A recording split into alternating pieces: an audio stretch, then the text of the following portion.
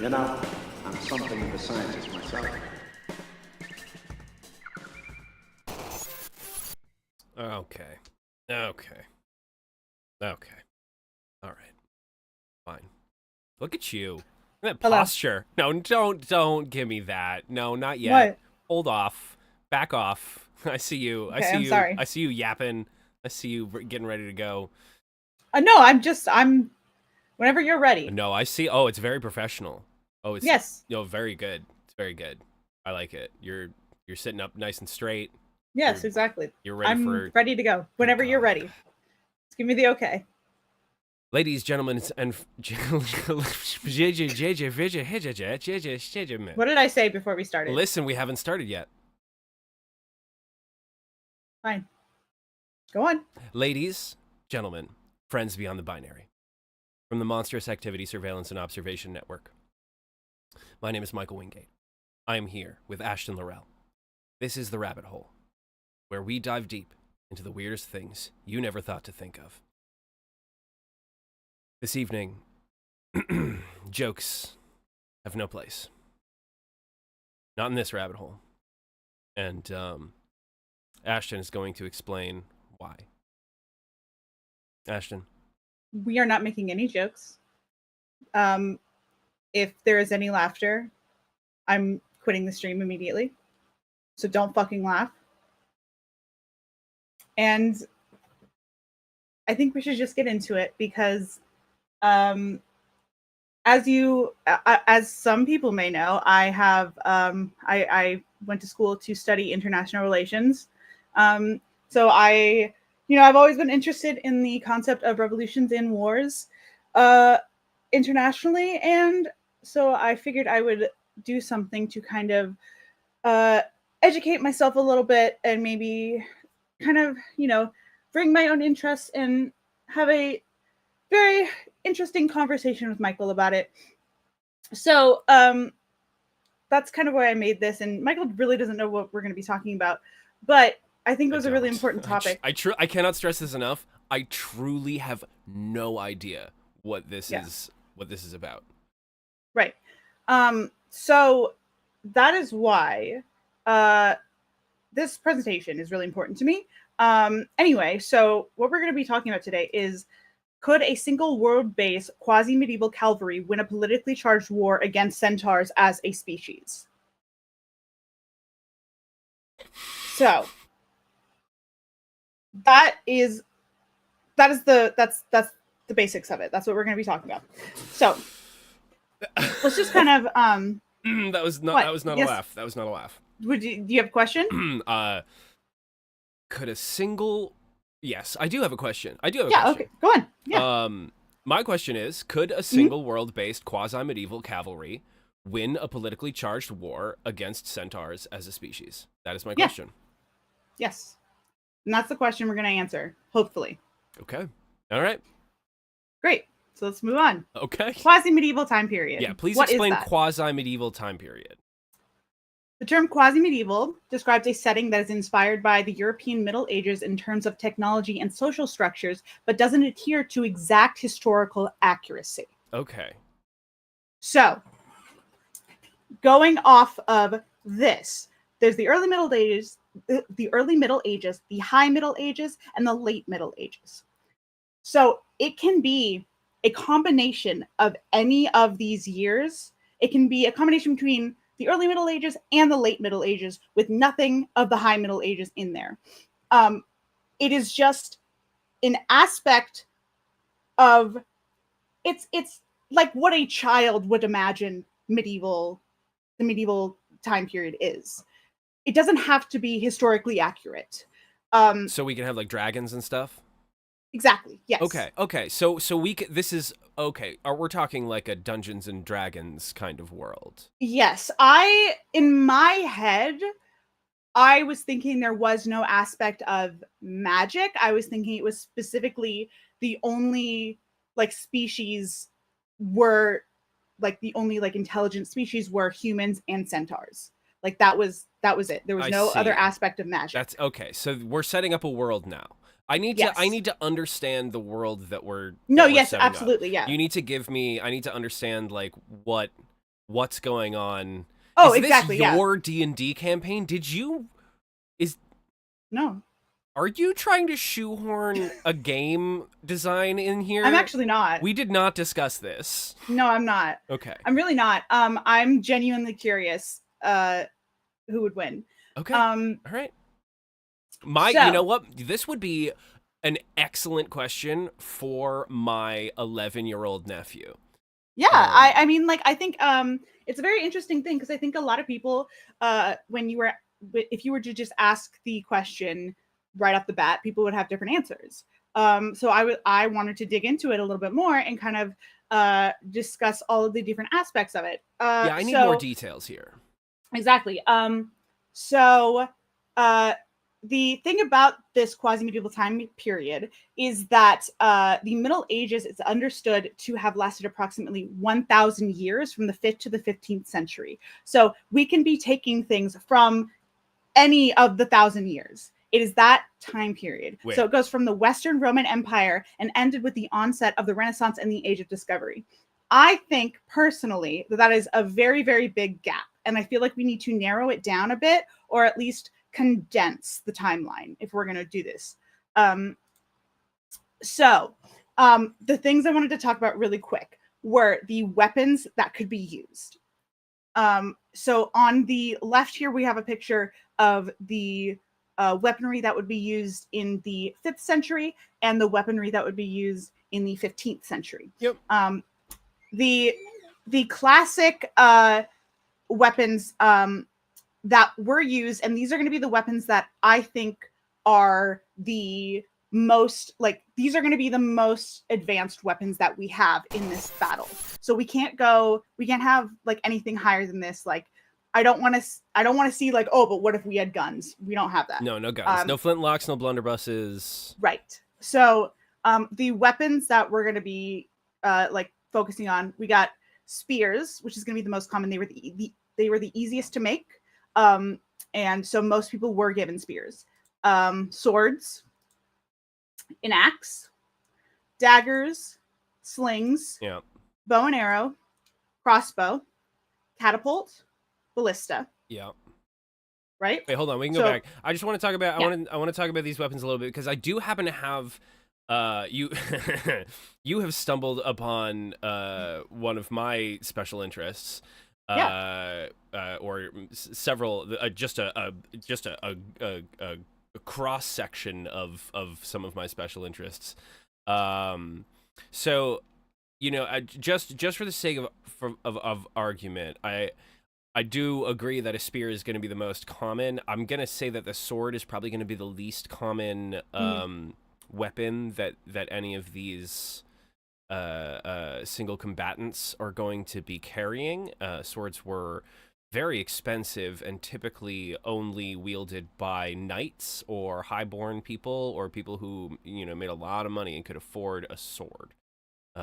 Typically you were not a swordsman. You were typically wielding a spear, a pike, a halberd, maybe a javelin, perhaps. But okay. Yes. But I'm with you. I'm with you here. So so these are going to be like for handheld, for single combat. The crossbow is probably going to be what you would consider the most like advanced in this case. Okay. So to kind of like narrow down the timeline, to just, you know, let's shorten it down. So the most classic examples of fantasy. Lord of the Rings was based on the Byzantine Empire, which was the year 330 to 610. It was also based on the Anglo-Saxon period, which was 410 to 1066. So that kind of narrows it down a little bit. Game of Thrones, that was the 12th to 15th century. So that's a little bit later. Yep. So War of the Roses, so 1455 to 1487. The Viking Age, 793 to 1066, and the Norman Conquest, 793 to 1066 as well. Yeah. So, and the Arthurian legends. These are kind of like the three classic, like the biggest examples of like quasi-medieval fantasy that I could find. Arthurian legends were post-Roman Britain, which was 410. Yeah, we're talking pre-medieval, or pre-Middle Ages there. Well, yes. For this, I'm thinking. So I wanted to get an example of the very, very early Middle Ages and the very and like the later time, because like I would say Arthurian legends are very like the very beginning. Like that is the 5th century. That is where we start. Yeah. So it's late 5th century to early 6th centuries. So I think with this list that we have here, we can narrow it down to sometime between 330 to the 1400s, rather than the big in kind of a hand wavy way. Right. Yeah. Understood. So just understood. So we got kings and courts, and we got high castles and low castles, and we got we're not quite at flintlocks and right. and but we've got sea travel, we've got we've got trade, we've got we're establishing, we've got empires, sure. Yeah. Mm-hmm. Yeah. So actually it's a good point, because gunpowder, it was invented in the 9th century, but it wasn't used in warfare until the 11th century. Right. Like it wasn't wide, and even then it wasn't really like widespread. It was mostly used in the Eastern countries, in China. So if we're doing the classic, unfortunately, we're going to focus the Western fantasy, which, this is kind of what we're leaning towards, just because centaurs are based in Greek mythology. So if we're going to kind of like lean towards that, I'm going to say that we're likely not going to have guns in this situation. It's just a lot easier to say as well. So we might have bombs. Possibly, yes. We could have some. We could have, Dungeons and Dragons has smoke powder. That's true. Sure. Yeah. So I also thought, let's narrow it down in this case, because gunpowder, if we don't want to have gunpowder, we can narrow it down to the year 800 to 110. Or okay, let's so we can do any of these years, but if we wanted to like kind of make it simple for ourselves, we could do, for the sake of accuracy in terms of technological advancement, we can use the Battle of Hastings, 1066, if we wanted to. So a lot of this is kind of based on the Battle of Hastings. We don't have to stick with that. That's just kind of like where my mind went. That would be like kind of the best analogy that we could use. Okay, so let's think about it in terms of technological application at the Battle of Hastings. But as far as political motivations, as far as sort of like societal makeup, we can be a little more hand wavy and wishy washy about that, as long as it's sort of staying within that Middle Ages. Yeah, exactly. General wash. Yeah, I'm cool with that. Yeah. Okay. Yeah. I'm still with you. I am still on board here. See? Yeah. Would love to go to the next page, please. Oh, there we go. Okay. So this is the Bayeux Tapestry. This is a 70-meter tapestry in France. This depicts the entire Battle of Hastings. Sure. So you can see there were horses. And I want to focus on that because I specifically said a cavalry, because I think it's an important aspect that we have the centaurs versus a cavalry. So we have people who have horses. So, like, I want to be able to say that, you know, the human beings are able to have the horses on their side. So we can also see this gives a really great view and kind of look at what weapons they were using at the time. You know, we see a lot of bows and arrows, we see shields. A lot of them are on horseback. So that's also why I wanted to kind of do the Battle of Hastings. I hate to be that guy. It shows the entire. Well, I hate to be that guy. Cavalry. So I said. What have I been saying? Well, Cavalry? you've been saying Calvary. Sorry. That's it. I'm sorry. Listen, I didn't. Cavalry? You had Cavalry. such a cavalry. Yeah, you've had such cavalry. you've had such a good flow going. I didn't want to stop you. Cavalry. That's what I've been saying. Yeah, well, I'm sorry. I have an accent. No. I'm so sorry. No. Continue. Yes, there No, are warriors, knights First of all, on how horseback. dare you not call me out sooner? I'm just listening. Egg on my I can't believe I've been face. saying it. I'm sorry that I've been It's fucking only twice. called out. You know, it's only Okay. twice. Anyway, It's fine. You're gonna say it Anyway. 100 more times in this episode. great. Great. I also want to talk about naval warfare. Okay. Naval warfare. Yes, of course. So on the left we do have an image. This is an image of the Battle of Hastings. There was a very important aspect of the Battle of Hastings where William the Conqueror created or procured special boats for him to be able to take horses in the boats to get to where they needed to go. There's also a very important aspect because this was also the Viking era. So when it comes to naval warfare, the Vikings are going to be a huge aspect of it. Oh yeah, the Vikings are gonna be they're controlling the seas. Yeah. And the Vikings also did have their own system. They brought horses on boats as well. I was thinking it's going to be, when we're talking about naval warfare, it's going to be, I think humans are going to have a little bit of a, you know, they're one up on centaurs. I think it's going to be a little bit harder for a centaur to. Yeah. Well, okay. Hold on. Here's the thing. I'm just gonna. You've mentioned Game of Thrones. Yeah. Dothraki Mhm. will not cross the sea. They will not. They will not cross where their horses cannot ride. So if we're to learn anything from the Dothraki, we're to learn that centaurs are probably not going to be getting on ships and running naval warfare. Yeah.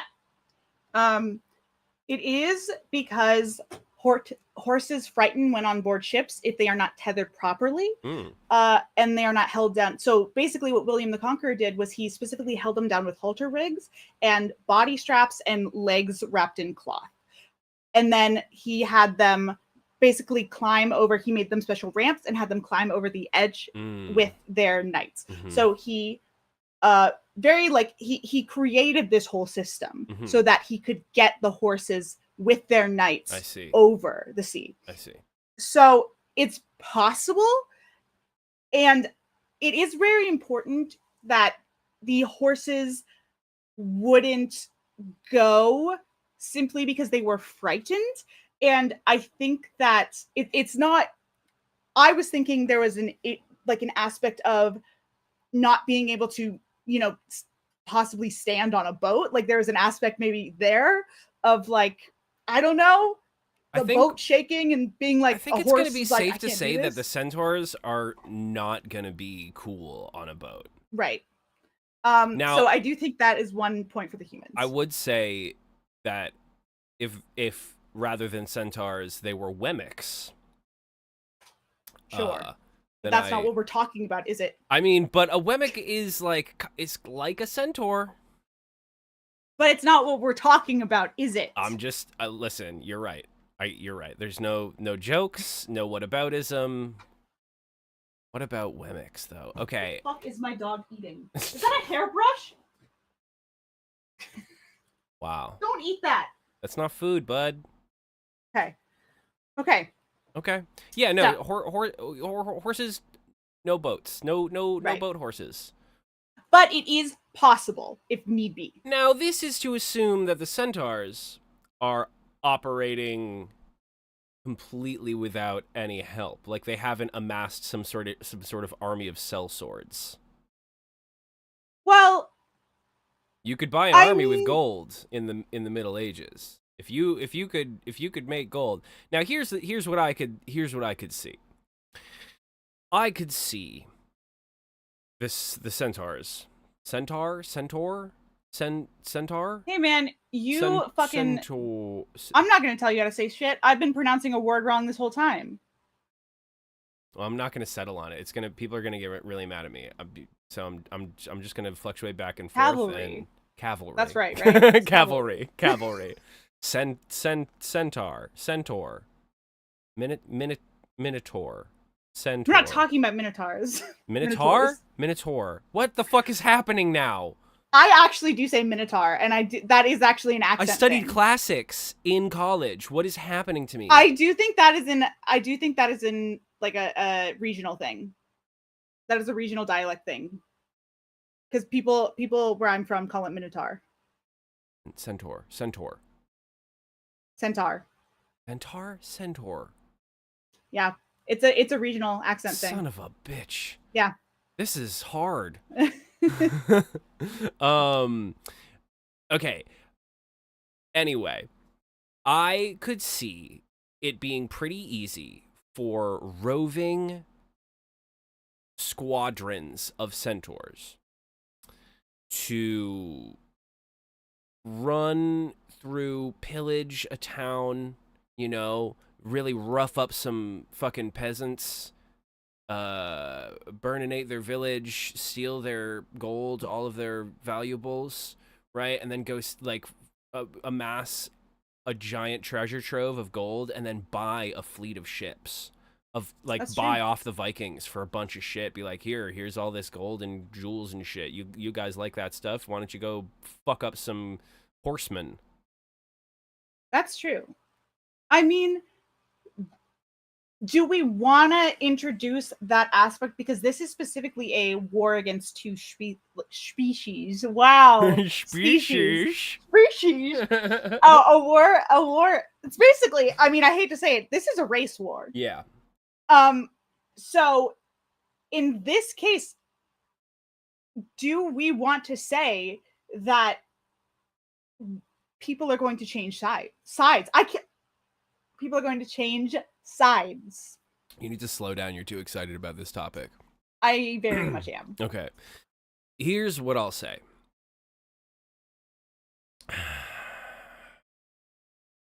I think that if we are just doing like a silly little match 'em up of who would win, humans or centaurs, I think that's a different question than who would win in a politically charged war.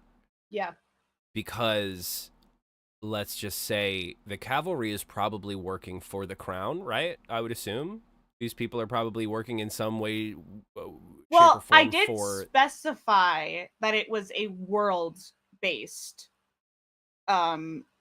war. So this is a united world, the united entire world of the human beings versus the entire species of centaurs, whatever you call them.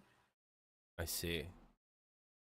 So in this case, I wanted to specify that all of the human beings have put aside their differences for the time being to work together to specifically go after the centaurs. So it's a silly little match 'em up of who would win in a it's not. species fight. It is specifically not. It is not. Well, so all right. So if if Batman and Superman were to fight, who would win? Is what this question is. No, it's not. Shut up. Okay. All right, I'll play along. Okay.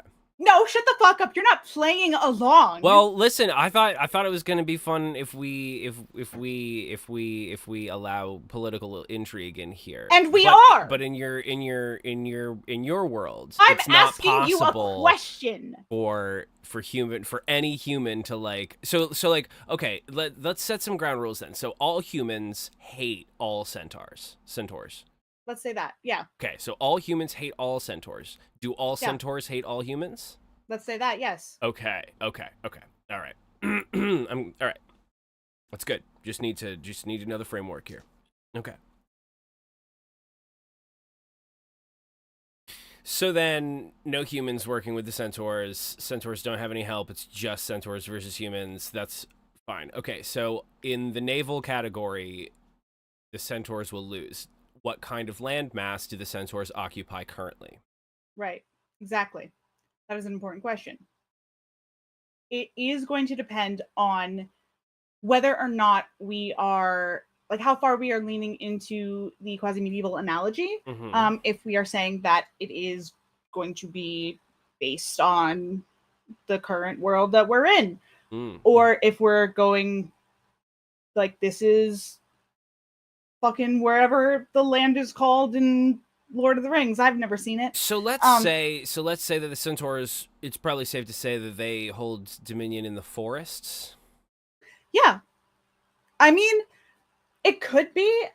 I think I don't want to lean, because when I've asked this question in the past, a lot of people will immediately go, well, the centaurs are good with bows. But that's just like a stereotype, I think. That is not a stereotype. That is a historical legend. There are lots of images of centaurs with bows from the Middle Ages, like lots and lots of images of half man, half horses wielding bows from the Middle Ages, and that is because there was there was like a particular tribe of people. I'm gonna get this part wrong though. There was a particular like group of warriors that would ride and fire from horseback, and they were said to be half man, half horse. And so when people would draw pictures of the stories, it would be a half man, half horse. Right. Yes. Yes. Okay. Well, we can say, then let's say that. We'll say that they are, yeah.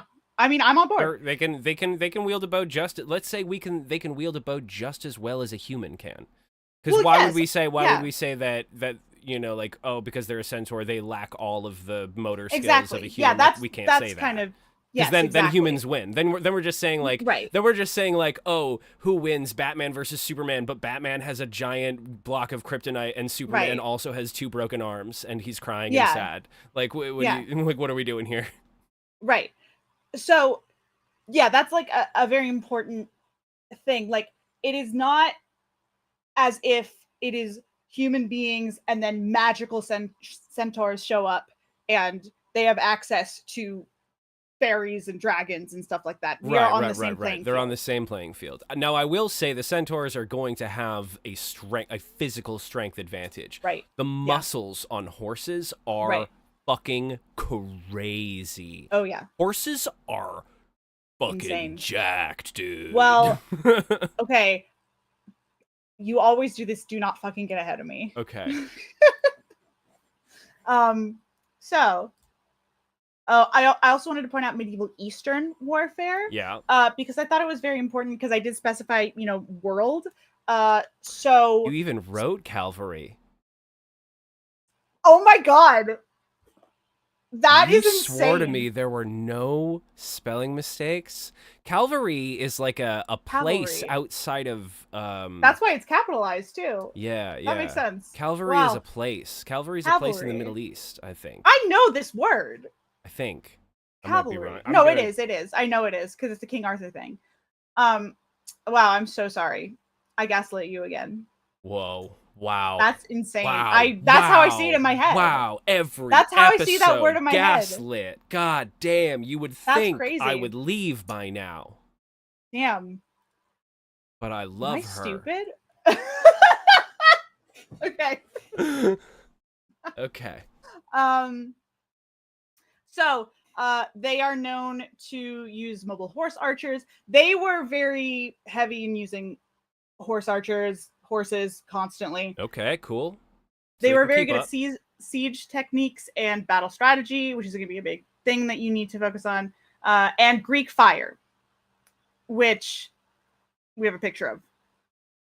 They would just shoot Greek fire out of ships, at other ships. Oh, I like that. Yeah, very fun. That's very fun. So Sort of a more napalm kind of a proof. situation here.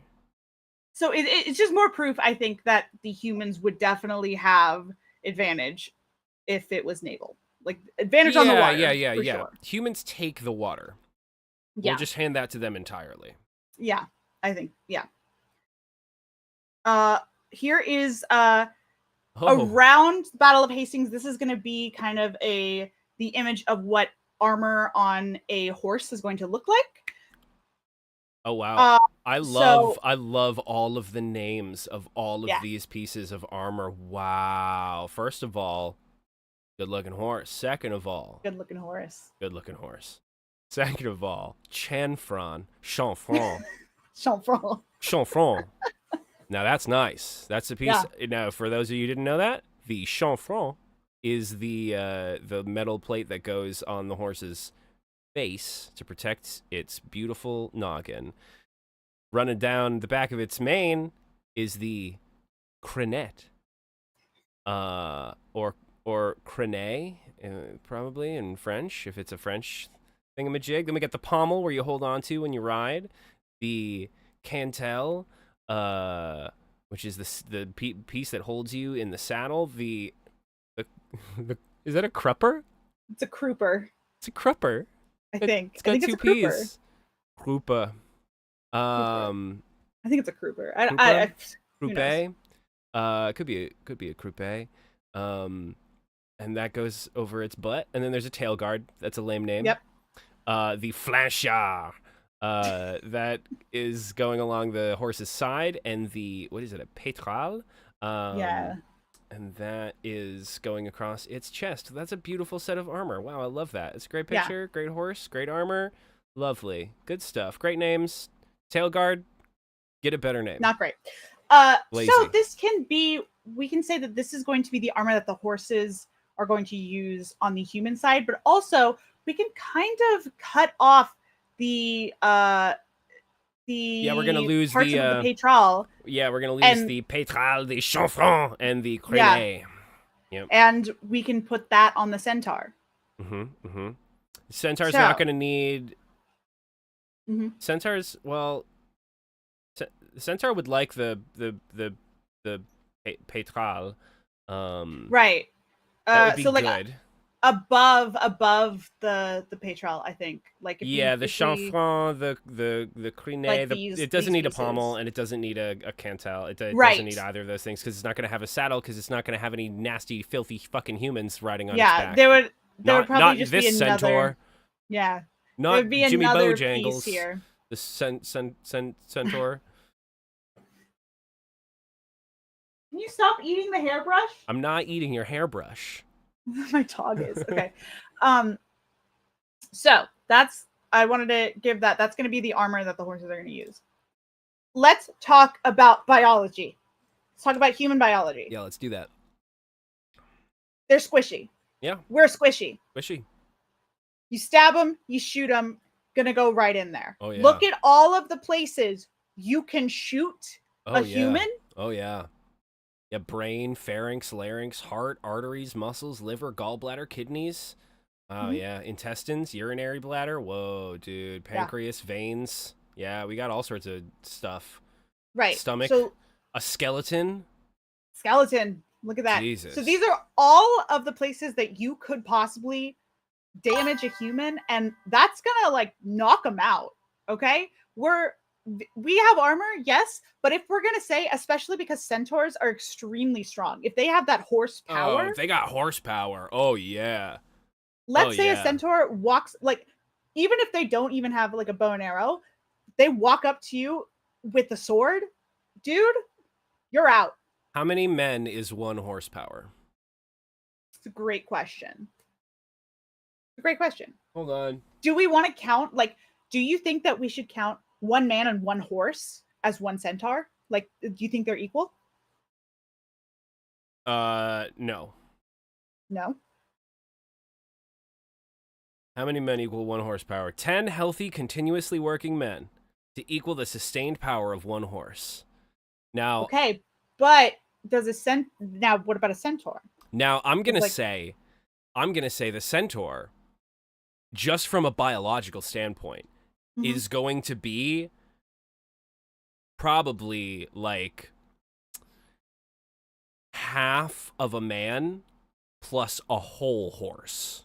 It's a whole horse. Yeah, because what is the centaur that is not horse? Or what part of the what how much horse is gone when you make centaur? 1 part. Head. Right. Remove the horse's head, right? Mhm. Remove the horse's head, put on a human torso. Right. Yeah. So I'm going to say that 1 centaur is 10 and a half men. Here's the other thing I want to point out. A couple of things. Okay. So that adds. So next one. Here's horse anatomy really quick. Yep. But that adds all of these places to shoot, because we're now adding a horse is going to be much harder to shoot and injure. Yeah. If a horse takes an arrow, Mm-hmm. that horse is probably going to be able to go on for a bit. Yes. If the centaur takes an arrow in one of their human parts, Yep. that's not going to be super great. Certainly. So, but I'm talking just on raw strength. Like when you get, when you get, wait, hold on. What's Moss saying? Does your torso increase speed or your legs? Well, your torso is not going to increase your speed. We're talking about strength. And Well, let's talk also, about but horse also legs. horse legs. Horses are way faster than. But let's talk about humans. horse legs. What happens when a horse breaks its leg? A human shoots it. Exactly. You think the centaurs aren't gonna have like their own cultural Their practice legs- for how? Hold on. Their hold on, legs are hold on, fingernails. Hold on. Hold on. Their legs are fingers and their hooves are fingernails. Whatever. Okay. Yes. When a horse breaks its leg, they're often killed, and that is a famous thing that is a thing. And that, I would say, is a failure of humanity, not a failure of horses. So I would argue that in this quasi-medieval world, the horses, the centaurs, right, that, you know, ostensibly have been a species for as long, if not longer than the humans, right, will have cultural practices in place. You know, they'll have their own medicine, their own healers. They'll have their own ways of handling injuries. So I don't think it's fair to say that just because horses are culturally treated as dead when they break their legs because of human failures, that centaurs could not survive a broken leg and thus are on the same strength plane as humans. Okay, I agree. Consider this one. If a centaur were to break its leg, that centaur is down. Yeah. If a horse were to break its leg, that horse is down. The Mhm. human can still fight. With a broken leg? No, the human doesn't have a broken leg. The horse has a broken leg. The human can still fight. Okay. The human's fine. Well, but so all the centaurs have broken legs? No, I'm just saying, let's say there's an aspect of this where we're not giving enough credit to the fact that the humans can get off the horses, I think. Oh, I see what you're saying. A human on a horse. The horse Yes. breaks its leg, the human can still Yes. okay, yet I'm going to say most of the time horse breaks its leg while you're riding it, you're getting pinned under the horse. You're not still fighting anybody. That horse is Fair. going down, rolling onto you, and you're dead. Like, that's most of the time that's what's going to happen. You know, Okay, fair. horse breaks its leg, you fall off the back of it, it kicks, and you're out of the fight. You know, like, so I would say it's as likely that a human's going to get up and be completely unscathed and in fighting form to keep fighting after a broken leg that it is likely that a centaur would be able to stand up on 3 legs and continue to fight. Right. That's fair. So That's totally fair. I wouldn't say that's an advantage towards the humans. Yeah. I'd say, I mean, I'd say as far as broken legs go, they're on pretty equal footing or equal hoofing. that's fair. Oh shit, no jokes. How dare you? So we have kind of basic horse anatomy. I do think that a horse is going to be much harder to take down. That is obvious. Now, I have considered this quite a bit, and I've come to a conclusion. Okay. We're talking about internals. Yep. Centaur's got 2 sets of some important ones. Yeah. Yeah. This is what it would look like, I think. Yeah, it's got 2 sets. It's got 2... Oh, interesting. Some cropping. Huh. Yeah. No, I'm good with all of that. Yeah, it's all of the bits and bobs, and they all... Yep, absolutely. No, this is this is anatomically accurate. Yep, that's But right. the thing is, that gives the centaur 2 hearts. Yeah. It gives them 2 stomachs. Yep. How is that what we're saying? Yes, that's what I was implying. Okay. Yeah, I have thought about this often. I think that he has 2 sets of vital organs, and that requires, you know, an insane diet, right? Like, just like, you know, lots and lots and lots of calories, but also is good for healing. So, like, if, you know, say one of the spleens goes down, the other spleen can handle it while they heal. You know, stuff like that. It gives sort of that option of sort of self-healing, I think, would come naturally with 2 sets of vital organs. But yeah, no, I think that he would need a sort of like division of energy for the top and bottom, because they are such differently demanding and differently articulated pieces of the body. If we were to have a horse with a man's torso, I feel like it would have to have a couple of sets of the vital organs, specifically I see. to keep everything running and operating. I see. Yeah. I could agree with that.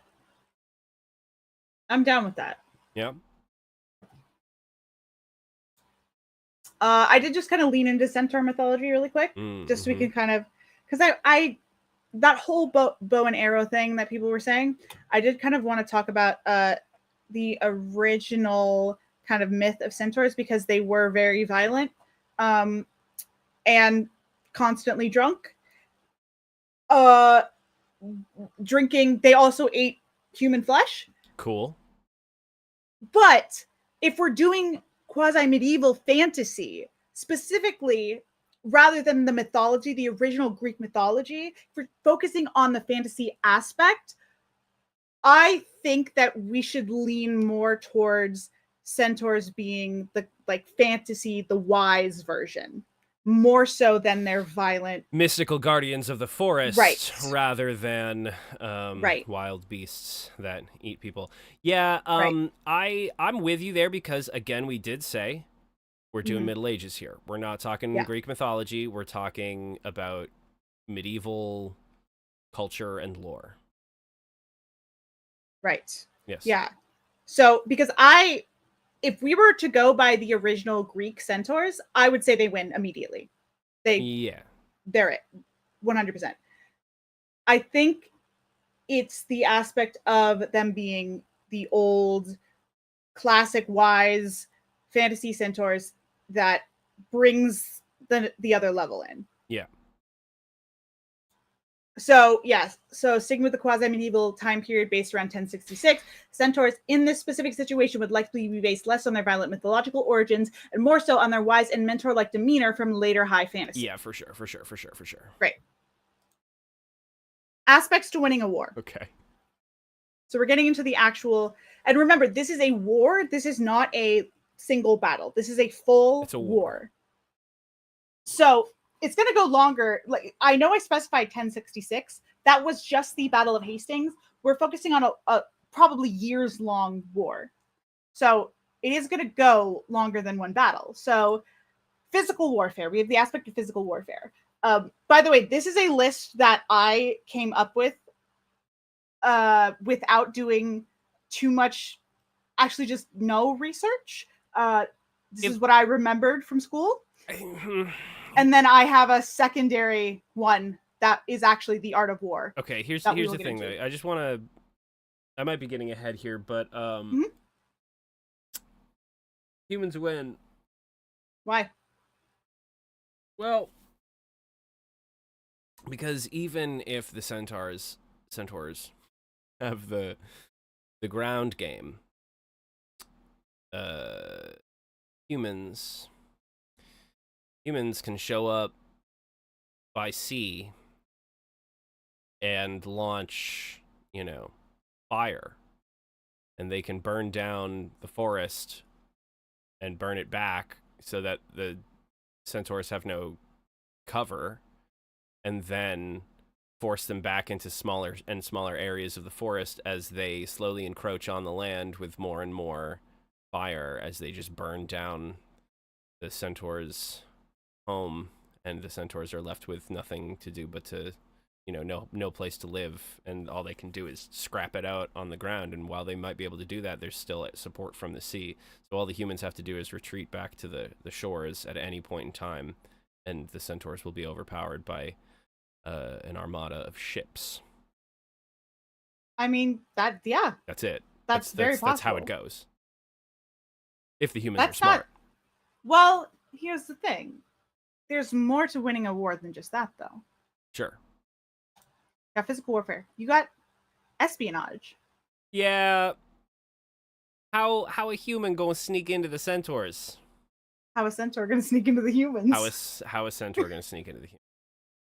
This one, I'm not exactly sure how we're gonna do this. Yeah, no, I don't think we're seeing much espionage in this war. This is not gonna be a very graceful war, I think.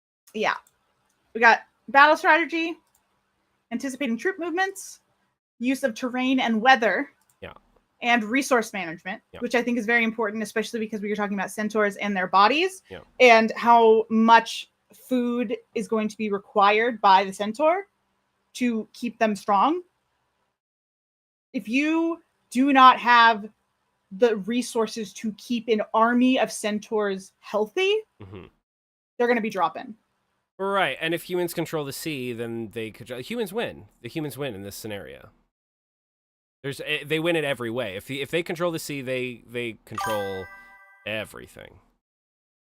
Centaur defense, bots, though. It's very good. Defense. Centaurs could lean very heavily into defense. Sure. That could be the thing that could save them. We got economics. Yeah. Civilian support. Well, but you said that all humans in this scenario, all humans hate all centaurs, so they neither civilian support doesn't matter. But that's completely different. So I'm talking about specifically the propaganda. So, for example, in World War II, the propaganda of fucking what's it called? Fucking Uncle Sam. Is that World War II? I think it was, right? What are you talking about? What are you talking about? Propaganda. Yeah, That's what I'm propaganda talking about. campaigns. Propaganda's Yes. been around for hundreds No, but I'm of talking about Uncle Sam years. specifically. The bourgeoisie been trying to force Whatever. their Okay. propaganda down our goddamn throats. So, but what I'm saying is, it's yes, we can say that, of course, the centaurs, the civilian centaurs are going to be on the centaur side, and the civilian humans are going to be on the human side. But you need the actual, like, you need the strong support. You can't just be like, yeah, I guess I support it. You need that strong support from home. You need the people, because economics, you need the people to send you money. You need the people to send you stuff. That's a really important Yeah, aspect. okay, but now the whole game's changed. Now the whole What do you game's mean the whole? changed. Well, This is an aspect of war. you clearly defined it as there's no way that the centaurs will ever get humans as allies, and there's no way the humans will ever get centaurs as allies. That's how you framed it. So civilian support and propaganda don't matter. There's nothing. No, like, they do. How? Because it depends on the amount of civilian support that they receive.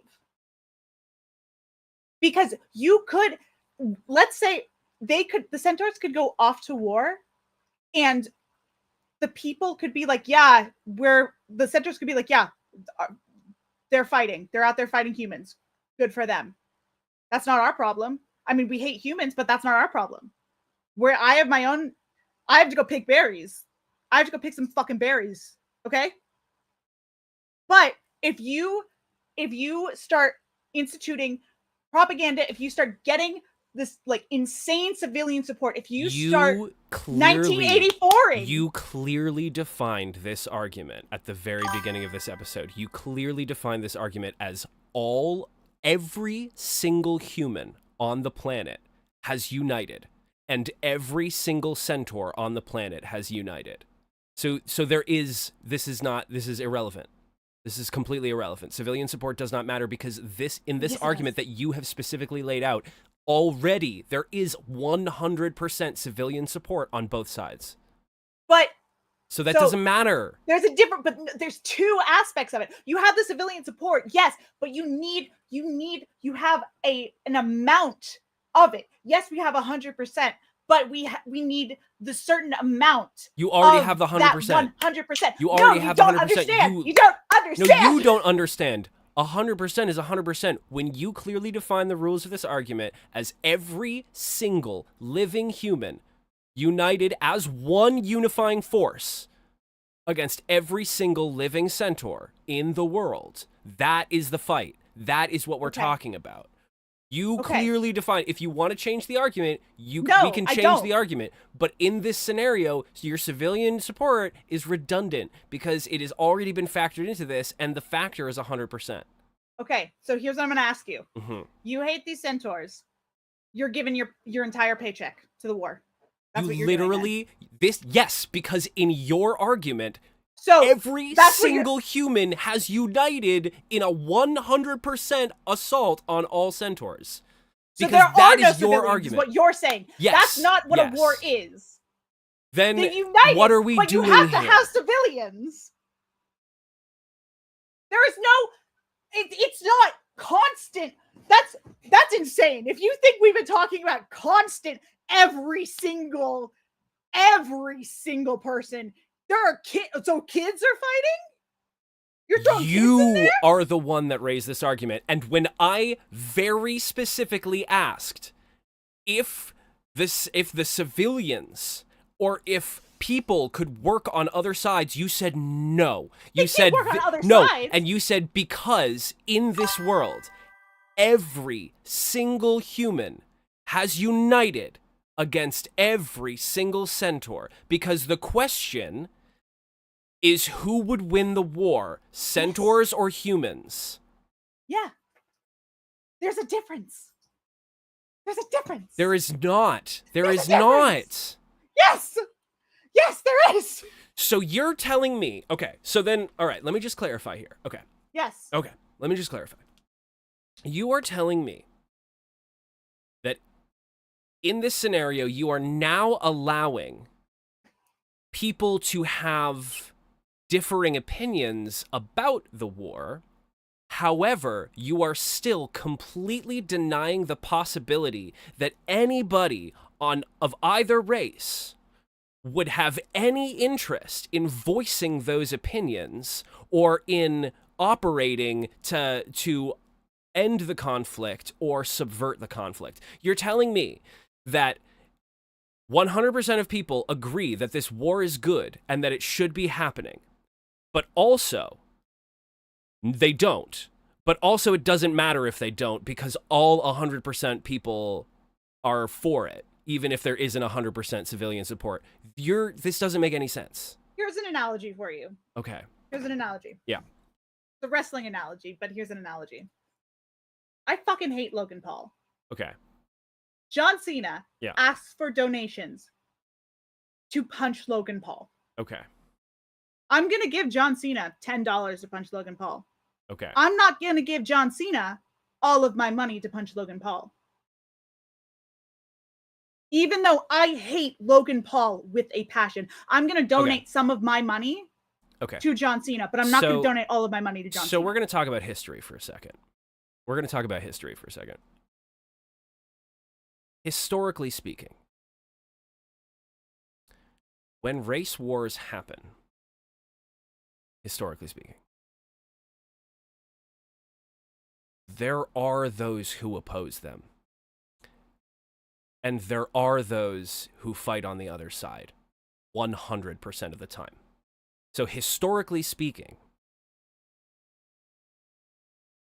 it would be completely fair to say that the Centaurs could enlist some humans on their cause, and that humans on the human side would be, you know, showing up and holding signs, showing up and ransacking soldiers' camps, you know, like it's crazy to think that like money can't possibly play into account, like Centaurs can't possibly buy off because every single human has somehow gotten rid of all of their, they put aside all their differences.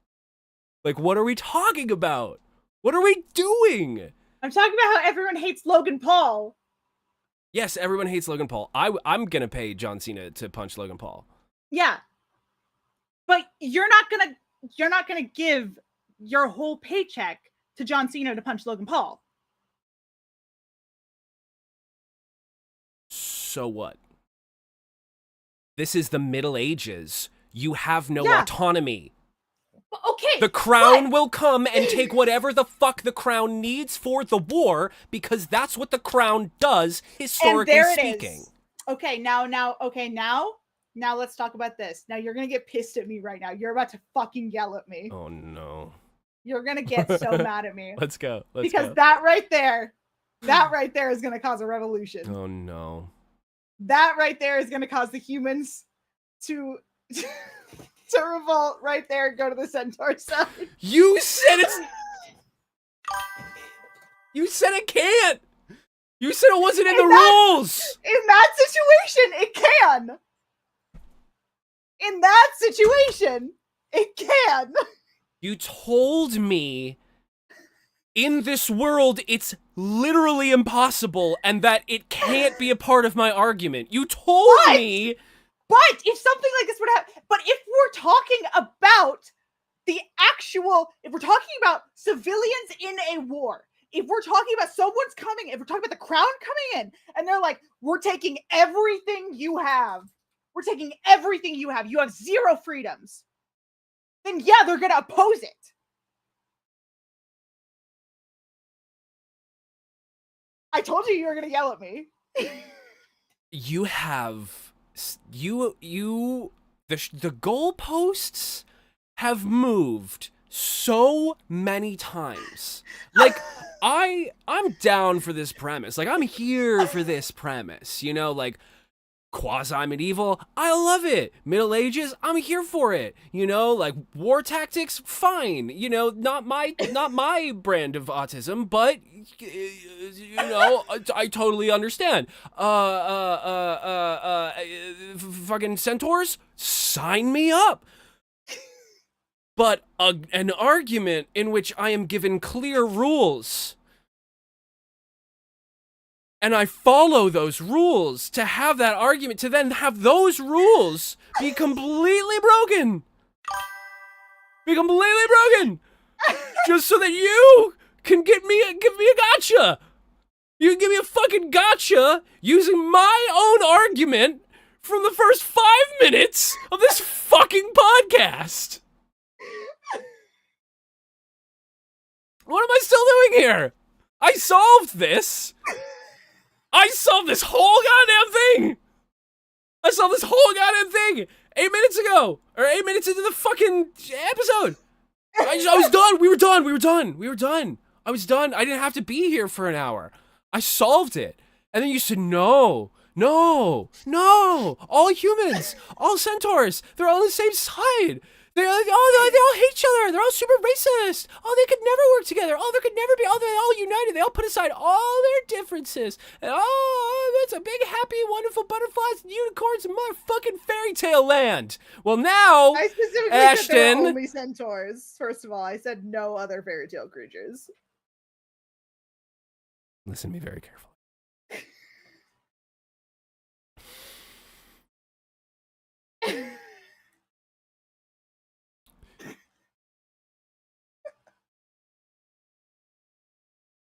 The centaurs win because they have the better case.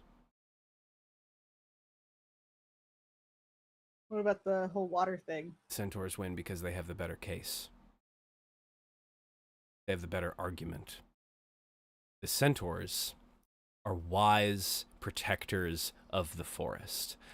That's bullshit. As the crown comes and taxes all of its peasants, takes all of their gold, sends all of their sons to war, they will revolt against the crown.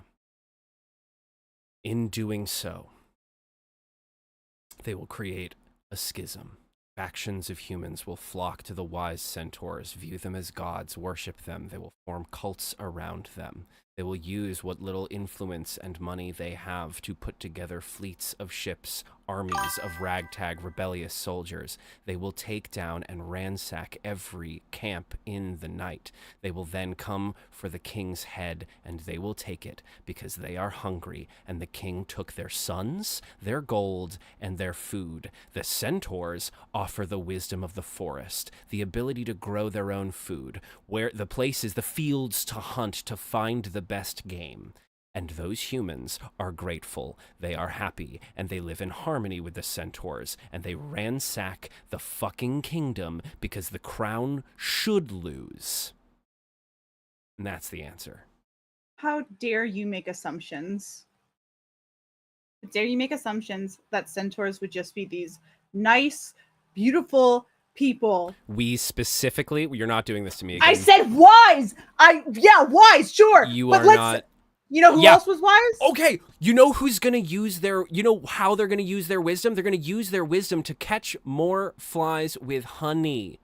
Okay, great. So then in this case, they're gonna have that civilian support. So you're correct. They're gonna have that civilian support. Okay? Yeah. You know who's gonna have control over the goddamn ocean? Are the humans. Doesn't matter. Doesn't matter because they're not going to have it forever.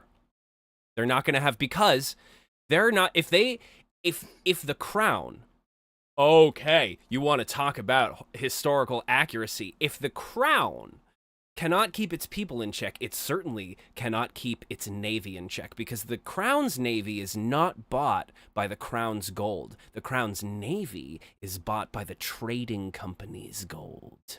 The Navy is owned and operated by the richest men in the world. And those men are going to pick the winning side. And when those men see that the people of all of the countries are rising up against the crowns, and that the centaurs are amassing flocks of people, they are going to realize they are on the losing side, and they are going to take back their ships. They're going to tax the fuck out of the crown, and they are going to send their blockades to protect the centaurs. The humans lose.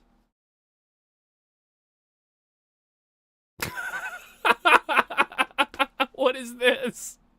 The Art of War by Sun Tzu. Jesus Christ. The Art of War. This Okay. is a summary of everything. Everything that he has said in his book. Okay. We have on the right the 50 strategic rules for the managers, so for the leaders of the war to win. And on the left, we have the 13 rules that you need to focus on. Okay? So we have the 50 and the 13. Yeah. They're very similar. The 50 go in the 13. Yes. So attack by fire is on there. Yeah. That is extremely important. Yes. That's going to be huge for the humans. Now, if the humans do that first and fast, they'll win. Kill it with fire. If kill it with fire is the first move that the humans make and they do it in full force, they will win. Other than that, there's no way. And even if they do, here's the thing. Attack by fire. The attack by fire for this strategy, the one that I was talking about before, that this checkmate strategy, for this to actually work, would take months, if not years, of constant assault on the forest. And it would also rely on the centaurs having a complete inability to stop the fires. We've established that they are wise and that they have lived in the forests for as long as humans, if not longer. Therefore, they probably have some preventative measures for when lightning strikes in the forest and a forest fire starts, or when, the meteors fall and a forest fire starts, right? They probably have some sort of countermeasure. And so what the humans are going to be able to do is surround whatever closest, or the closest place that they can get to the centaur's forest from the ocean, to fire from ballistas flaming, to start a real fire, right? That's going to burn away a good chunk of the forest, but it's not going to cut that deep into the centaur's territory. They're going to need to keep coming back over and over and over again and taking more and more of the forest. This will take months, years, right? In that time, from the first one to the second, there's enough time for the people to get wind of this and realize it's not cool. And for this assault to continue happening, it's going to be extremely expensive, and that's going to expedite the time frame on this people's uprising that is inevitable when the crown runs out of money. 15 minutes ago, you were on the other side. 15 minutes ago, the rules were different, Ashton. You made the rules one way so that I couldn't view it from this point. And now this what I've been thinking the whole time. You've now allowed it. Oh, by your grace. Oh, thank you. Thank you, Ashton, so much. I think it's the same. I don't think I've changed the rules at all. Email the rabbit hole at mossfootrecords.com. Am I toxic?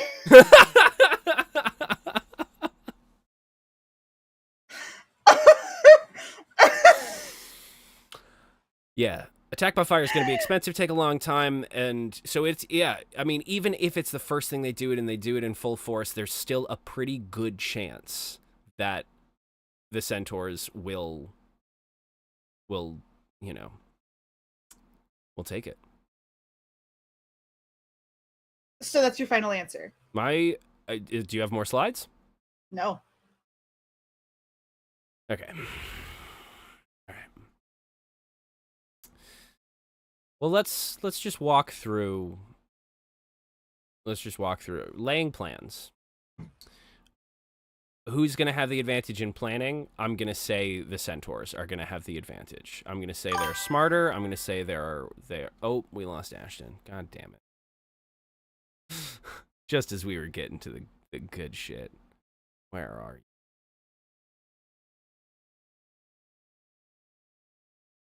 Lose me. Come back. All right, there you are.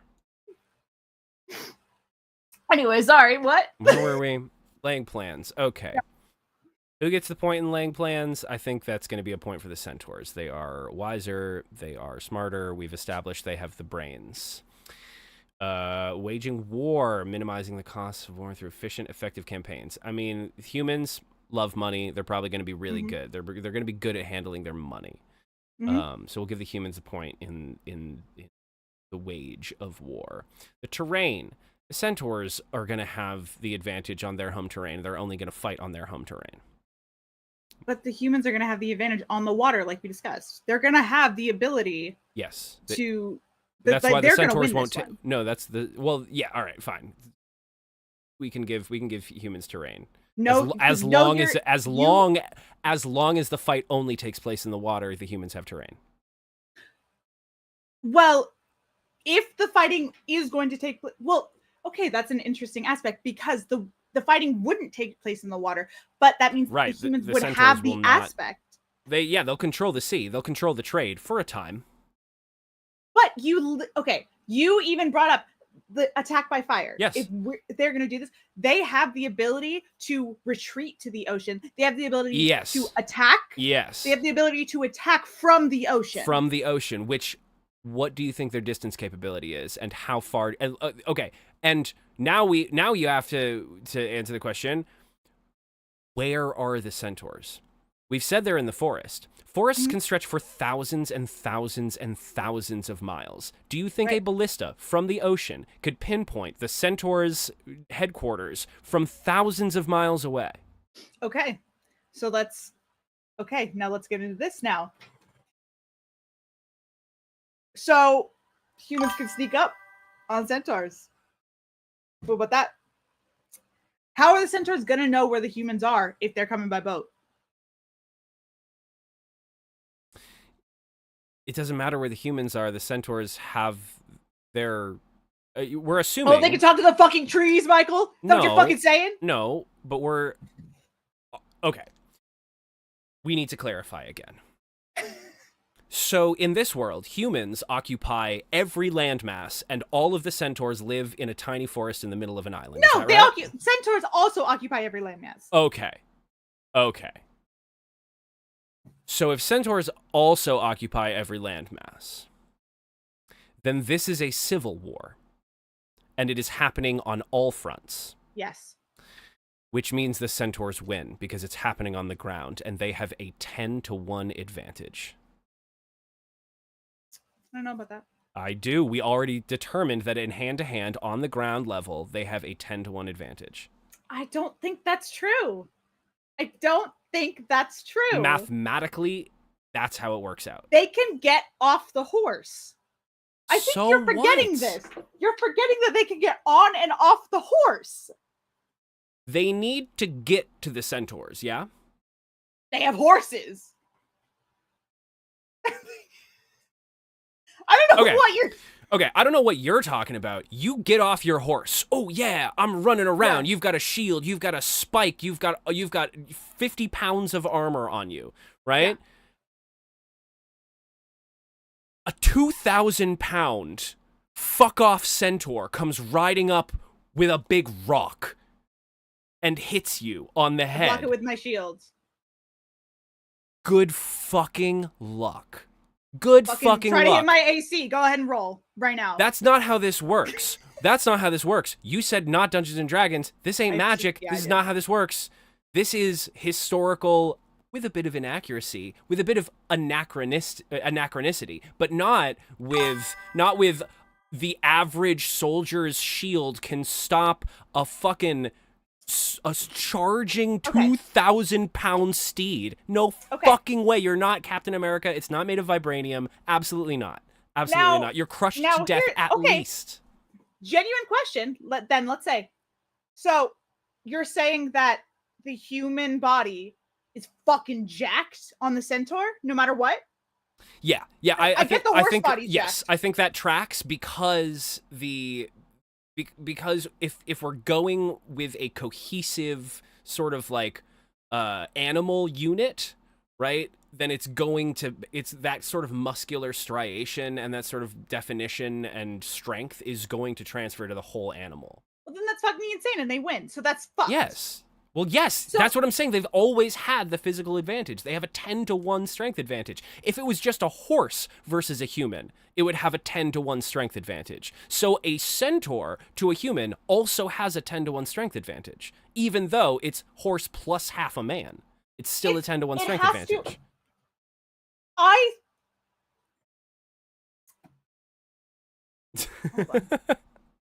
Hold on. Sorry, let me go back. Okay. This cropped image of a horse and a human, that is the same human image that I used here. This is the same biological image. Oh my god, I This- can't believe I missed this comment. Ashton pulling a Jordan Peterson. You are Jordan Peterson here. You're being a fucking Jordan Peterson here. I don't even know who that is, so I'm A sorry. rat king! You know, there's a rat, and it kills all the other rats. I don't know what this is. That's a common story among philosophers. Look. Fuck Jordan Peterson. Look, this is the same image, okay? That's the same thing. I think we have to, I think like, yeah, you can have a horse body, but like what, they're going to be lifting weights constantly with their human arms? Okay. Imagine if a horse lived in the wild and ran around, did all the things that a horse needed to do. Then imagine that horse... Yeah, he does sound a lot like Kermit the Frog. Jordan Peterson does sound like Kermit the Frog.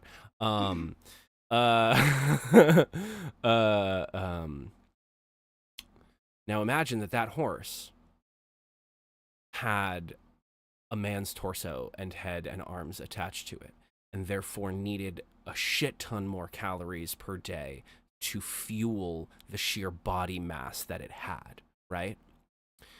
Imagine the things that upper body might have to do, right? The things it might have to lift, the tools it might have to use, especially if they're living in the forest. We're not talking about people sitting around, and certainly we're not talking about people in offices or people in the modern day, because we're talking about the Middle Ages, and we're talking about a race of people who live in the wilds. Now, I don't know about you, but I have never seen an out of shape active survivalist. They're all jacked as fuck. And so, yes, Okay. I think that it does still track that the upper bodies are mostly gonna be jacked. But not enough to lift a 2,000-pound rock. I didn't say a 2,000-pound rock. You said 2,000-pound rock. That's how much he weighs. Okay, well, I wasn't paying attention to you, so. That's how much the centaur weighs. Okay, fair. It's a Fine. it's a literally a ton running at you at like 40 miles an hour. You have a horse too. You just said But face you're it, off the horse. This is the scenario. You don't have a horse, you're just a human, and you're holding a shield and a spike, and there is a 2,000-pound beast running at you at 40 miles an hour. You're fucked. I'm sorry. I forgot.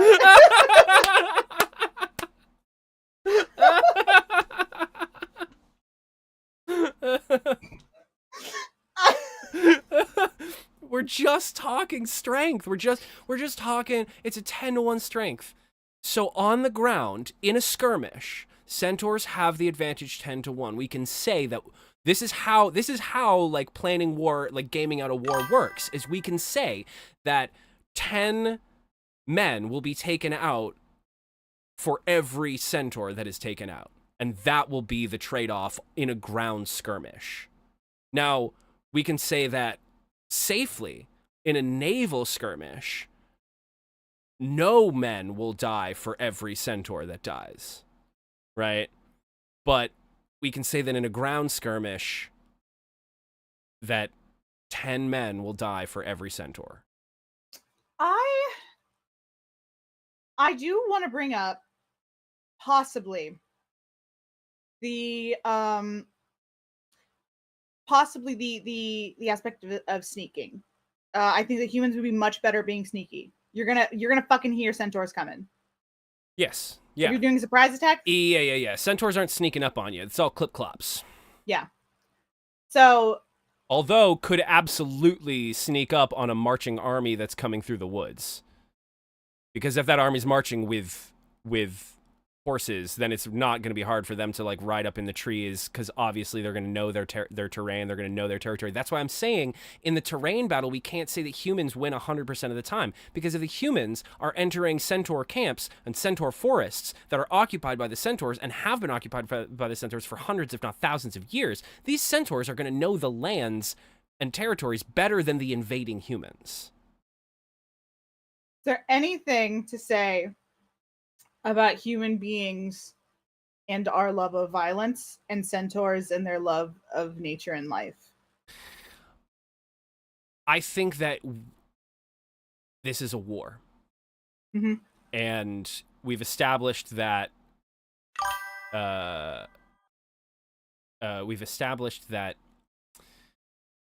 centaurs and the humans are aware that this is a war. It is an active war. They are fighting, and those are the terms. I would say that it is likely in this scenario that the humans are the aggressors and that the centaurs are the victims, but that does not mean that they necessarily will lose. The victims of the first attack don't necessarily lose the war. Just because the humans are more violent in nature and shittier people doesn't mean that they're going to be a more effective fighting force, and doesn't mean that they will hold political sway with people who are more soft-hearted and more understanding to the cause of nature. So you're not worried about hesitation in the centaurs? Hesitation to fight? No, they're Yeah, at war. or just they're protecting. hesitation to- No, they are protectors of nature. They're not just wise little fairies that prance around and read books and shit. They are stalwart protectors of nature. Okay. And if they're home and if their protection of nature is being threatened, they're going to protect themselves and their lands. That's what they're going to do. Okay, fair. Yeah. Sure. Yeah. Why not? Yeah. I don't agree with you, but What? You think that Guardians? Okay. All right. Okay. sorry, I'm not. Listen, Okay. So, all right. There was a. This is a true, historically accurate story. I'm not gonna get all the dates right, and I'm not gonna get all of the names right, but I'll generalize. In ancient Greece, there was an island, and I believe during I think it was Salamis.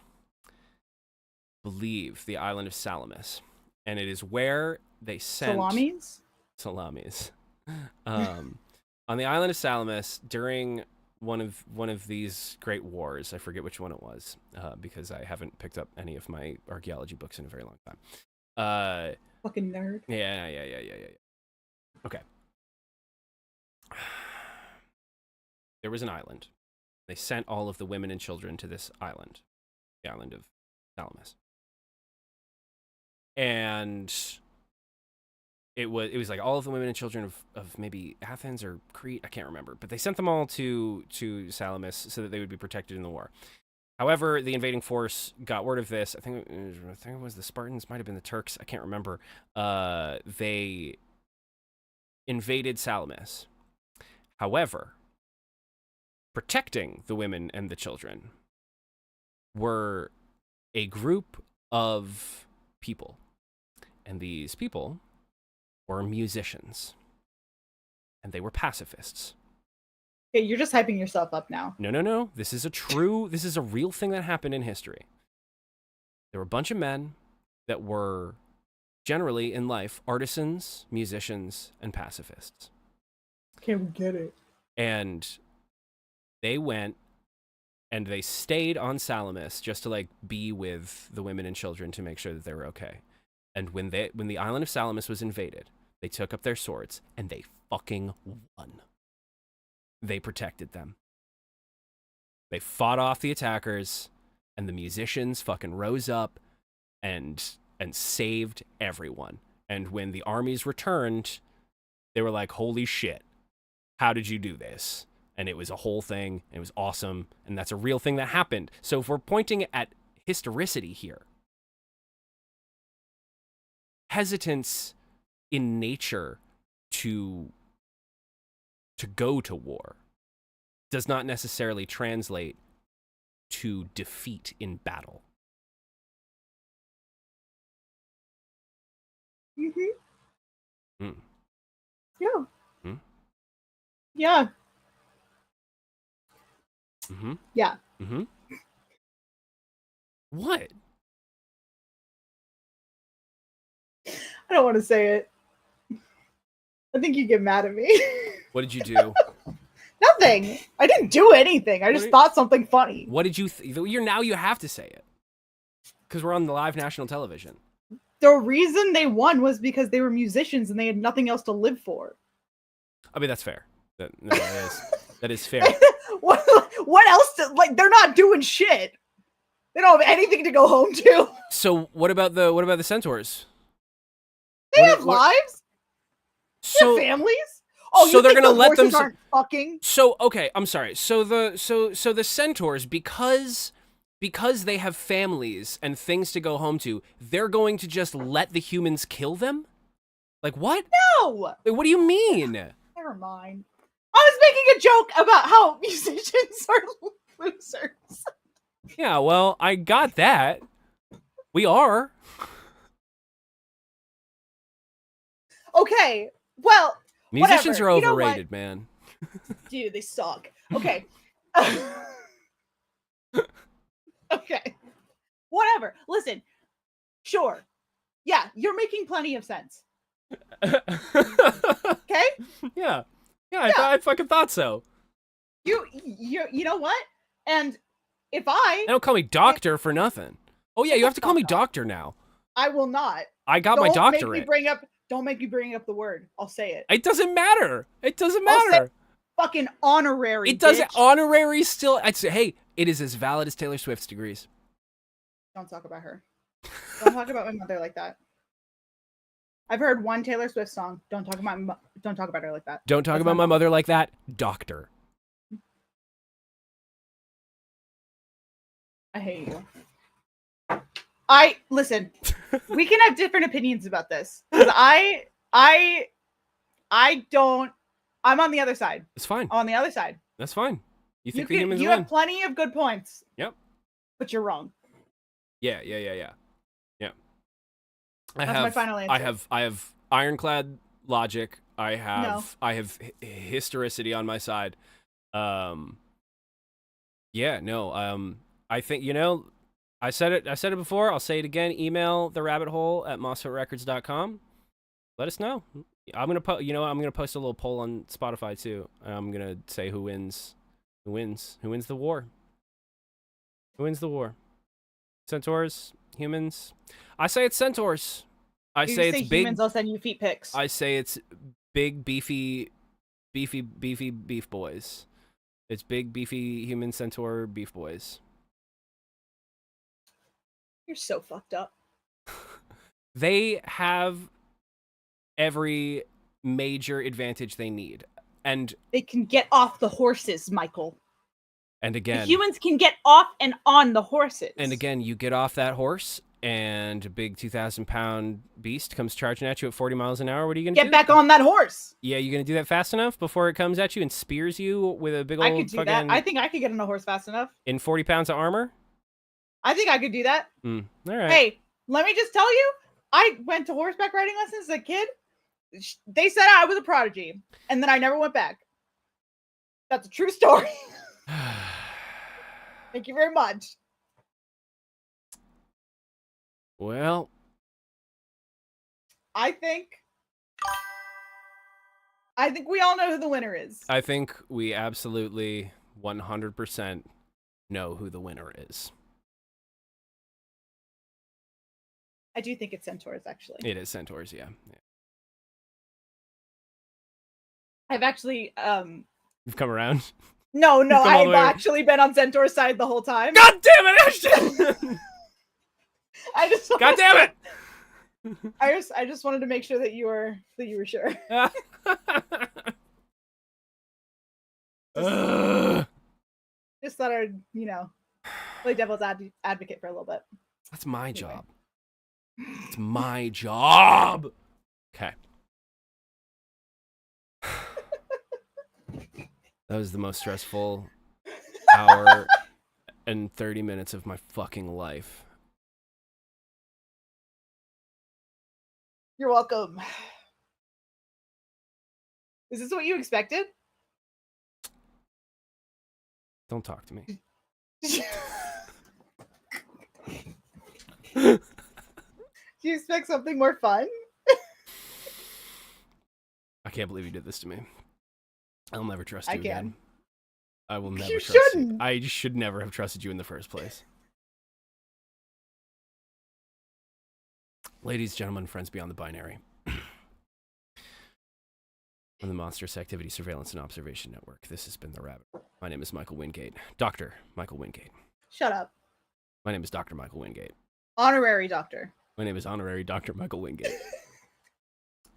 That is just regular old Ashton Laurel.